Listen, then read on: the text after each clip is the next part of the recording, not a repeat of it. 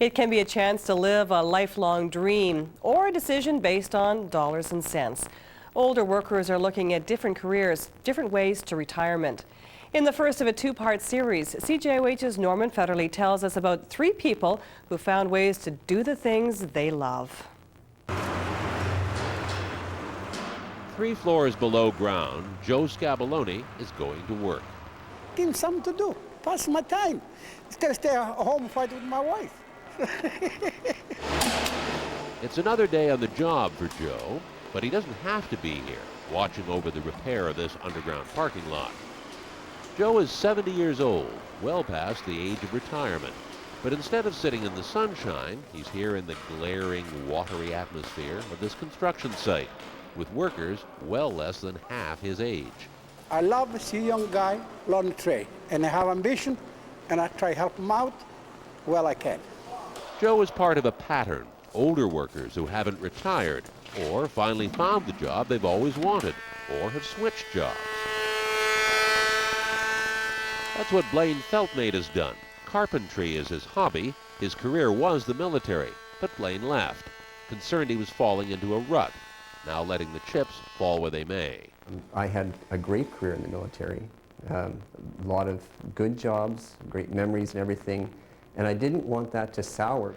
Blaine is a product development manager with Nortel. The same managerial skills he learned in the military, he now uses in high tech. But he switched careers with care. When you change a job, you're normally leaving your comfort zone. So you have to become comfortable yourself that, are you ready for that?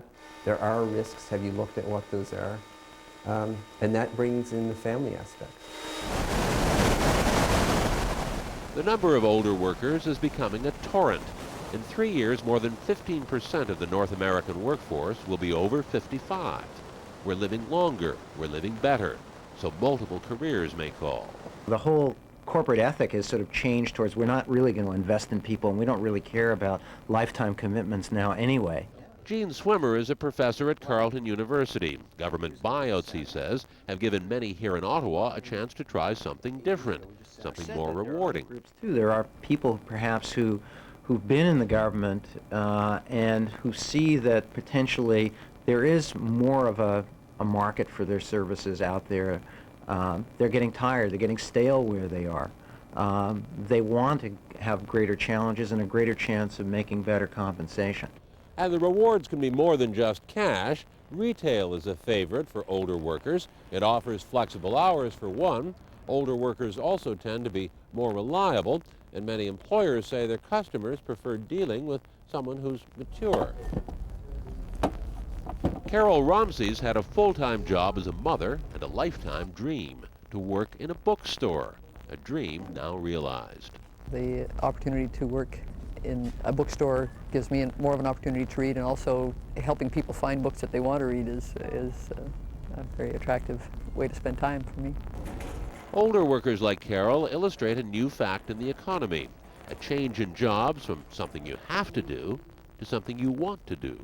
People with doctorate degrees, people who have, had a full career in the government or private sector, and they're just looking for something part-time. So an old job, a new job, or a dream job, they're all out there for older workers. What I'm doing most, I do for pastime and fun. Many people will still talk about they want a different job or change a career, but they can't cross that bridge. Go for it if you're looking for something that an enjoyable way of life, an enjoyable career or job, then. Corey Lund lives in a musical world.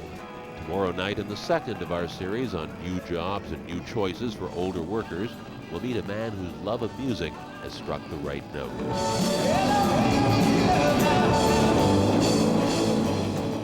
Norman Fetterley, CJOH News.